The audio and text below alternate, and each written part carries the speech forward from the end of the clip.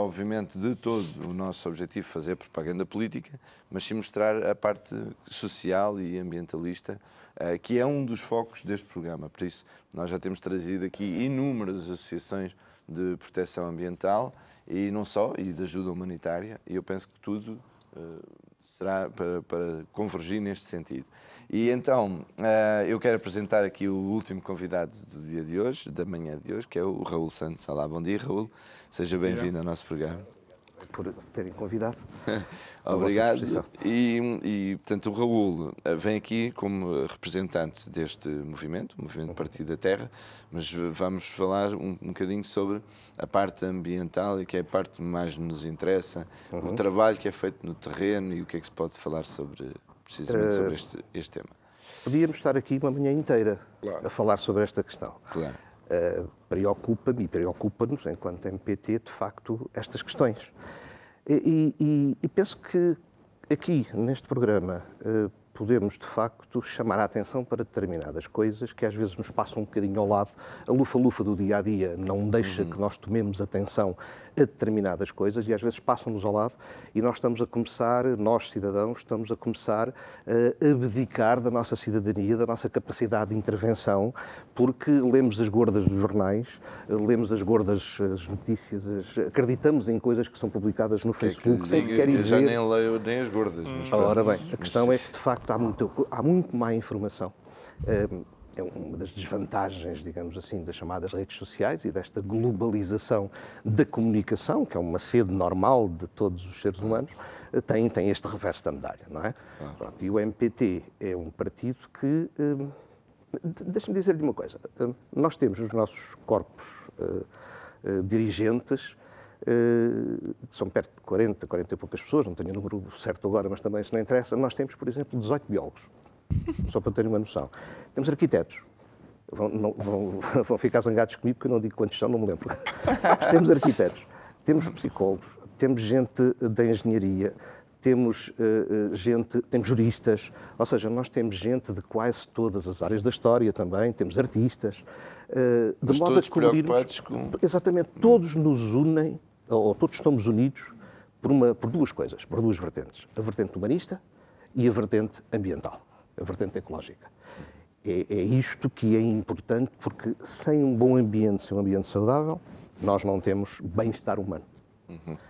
Sem termos cuidados com o nosso semelhante, estas coisas começam a transformar-se, a desumanidade começa a tomar conta e isso é uma coisa que nos preocupa imenso.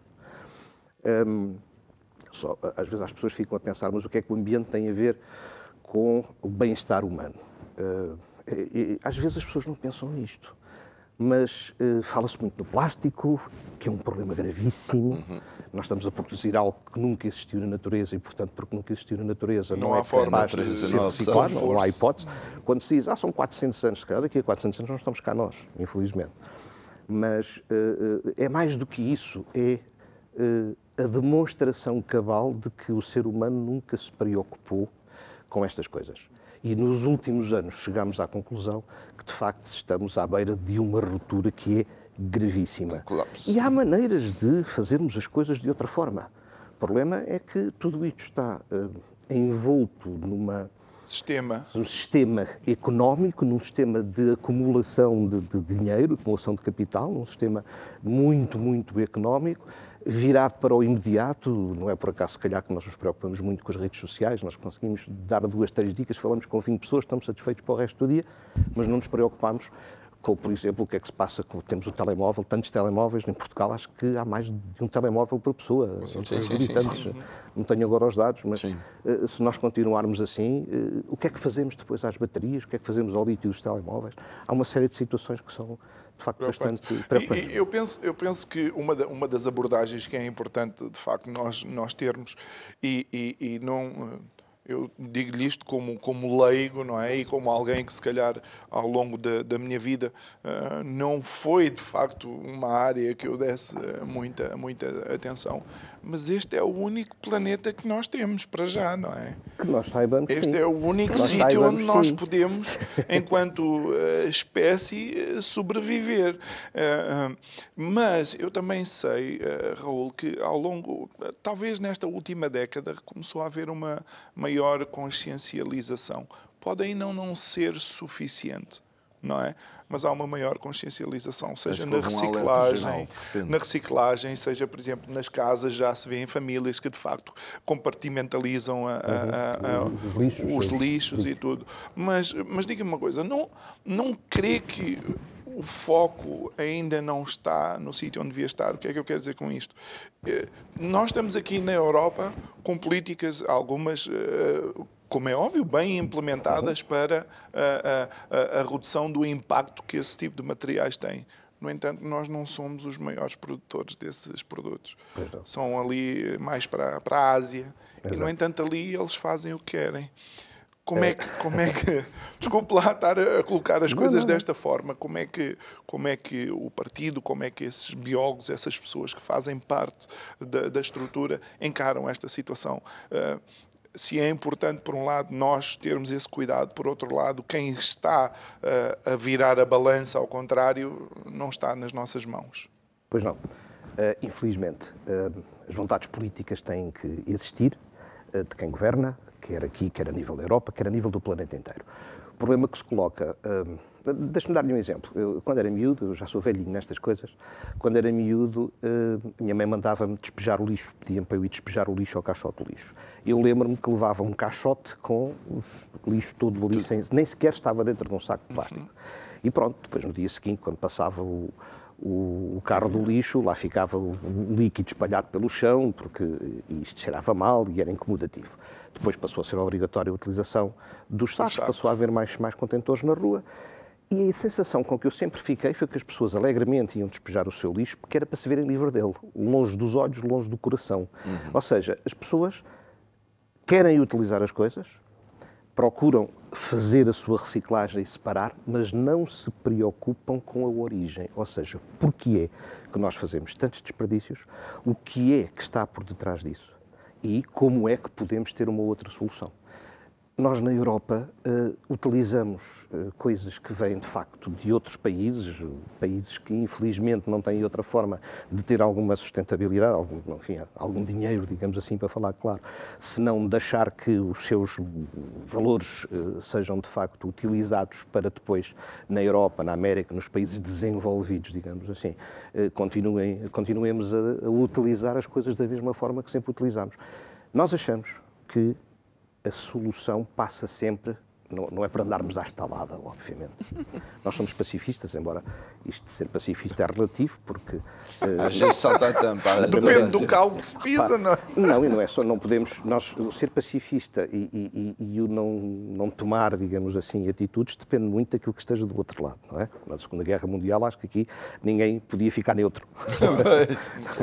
Mas... a questão aqui coloca-se, no meu entender, na educação. É muito importante que nas escolas, que os programas, que os currículos das escolas tenham uma componente muito mais aprofundada, porque é disso que se trata, é conhecermos o que é que está a ser feito. Para podermos, quando chegarmos a decisores, se tivermos, obviamente, uma boa formação, não entrar por esses caminhos. A alternativa a isto é o nosso fim. Mas essa é a questão. A questão é essa. Portanto, se nós não fizermos educação, são bons educadores dos pais. É exatamente. É que as crianças depois são bons educadores dos pais. Deixe-me falar-lhe noutra coisa, que isto virando já o azimuth para as questões das nossas preocupações sociais. Imaginem, por exemplo, creches onde os mais idosos, onde os avós, onde até podem não ser avós, mas pessoas que podem interagir com os jovens, participando, por exemplo, na sua educação, na morte biológica. Esta vertente de podermos fazer ou utilizar o conhecimento dos mais idosos para educar os mais jovens e os mais idosos aprenderem com os mais jovens. Portanto, isto evita que haja um corte abrupto entre gerações e que nos esqueçamos daquilo que as gerações anteriores tinham de muito bom e que as gerações anteriores também comecem a perceber o que é que os nossos jovens atualmente têm de muito bom, porque têm. Eu sou professor há 42 anos e garanto-lhe que nós temos jovens absolutamente excepcionais, quer sob o ponto de vista humano, quer sob o ponto de vista de capacidades, só que depois vêm-se pressionados por um mercado de trabalho, por um mercado de especialização, e metade deles, para não dizer 90% deles, perdem esta vertente. E depois, se enquanto meus alunos protestam contra determinadas coisas eu não as concordo, enquanto gestores de uma determinada firma acabam por depois fazer aquilo que o sistema obriga, porque senão ficam sem emprego. E essa é que é uma das questões também essenciais. Tem a ver com os nossos princípios, ou seja, tem a ver com aquilo que nós acreditamos. Não acha que se nós nos mantivermos, de facto, fiéis a esses princípios que estão a ser implementados nas escolas, seja com a reciclagem, seja mesmo com o nosso respeito pelo próximo, já para ver as questões sociais, seja nós próprios entendermos que as gerações anteriores à nossa também são uma mais-valia e as posteriores a nós necessitam ser preparadas. Não acha que há, de facto, um momento em que nós começamos a descurar esses valores, porque senão não encaixamos na engrenagem? Era isso que eu estava a tentar dizer, é que de facto isso acontece. A engrenagem está feita de modo que ou te encaixas ou estás out of the box. E quando estamos fora da caixa temos muito menos capacidade para fazer alguma coisa. Eu vim para a política há muito pouco tempo. E vim porque uma vez pus-me a olhar para o espelho, depois de um convite que me fizeram, e disse cá para comigo, então, mas eu ando a ensinar aos meus alunos uma série de coisas. Os meus filhos também se revoltam contra muitas situações que vêm. E eu dizia muitas vezes aos meus filhos, entrem no sistema, porque só estando lá dentro é que vocês conseguem tentar dar a volta. Foi isso um pouco que eu fiz. Mas eu fiz isto aos 60 anos de idade. Ou seja, isto tem que ser feito. Os nossos jovens têm que assumir a sua cidadania muito mais cedo. E para isso não basta dizer, é preciso reciclar, é preciso explicar porque é que é preciso reciclar, porque a necessidade de reciclarmos, de reaproveitarmos, de reutilizarmos, deriva de um excesso de consumo e de produção que não é explicado. Okay. Nós precisamos de entender porque é que é conceptuável, que é isso que me faz um bocado de confusão, pegando no ambiente, por exemplo, porque é que é conceptuável termos áreas protegidas? Até parece que nós precisamos de proteger determinados pedaços do nosso planeta, do nosso país, isto é válido para todos os países, da senha distribuidora que nós temos. Nós estamos a proteger aqueles espaços de nós próprios e dependemos desses espaços para sobreviver. Sem biodiversidade, nós não temos escolha. E no entanto, achamos muito bem, aplaudimos, criou-se mais uma área protegida. Então, mas o que é que está... Porquê é que temos que fazer uma área protegida? Porque exatamente, eu estou a entender perfeitamente. E é este conceito, é esta ligação entre o que existe, as funções dos ecossistemas, ou seja, os benefícios que os ecossistemas nos dão, porque nós fazemos parte desses ecossistemas, e o modo como utilizamos esses benefícios, que nós temos que passar às nossas gerações. Senão, elas, quando chegarem a gestores de grandes firmas multinacionais, vão fazer exatamente o mesmo que os seus anteriores fizeram, porque aí o sistema está montado e ou entras ou estás fora. Claro. E para cairmos, para conseguirmos que aquilo mude, precisamos ter muita força. E essa força tem que ser, em primeiro que tudo, de educação e intelectual. De outra maneira é um bocadinho para complicado. E a política tem sempre uma voz muito ativa. A política tem uma voz nisto extremamente importante, mas os nossos políticos também precisam de ser educados para isto. Quando eu digo os nossos políticos, digo os políticos na Europa. Às vezes tomam-se decisões que não são as mais corretas. Adiam-se decisões quando elas não deviam ser adiadas, porque nós já não temos tempo para estar a adiar. É isso que é de facto importante. Eu penso que, e Ricardo, isto é porque foi uma experiência minha, nós não temos, às vezes não temos a noção de como nós, de facto, intervimos no ambiente, ou seja, como não só o ambiente, mas como também as espécies animais reagem às nossas ações. Eu creio que há 2 anos atrás fiz, dentro de um outro programa que eu apresentava aqui no canal, fiz mergulho no arquipélago da Madalena.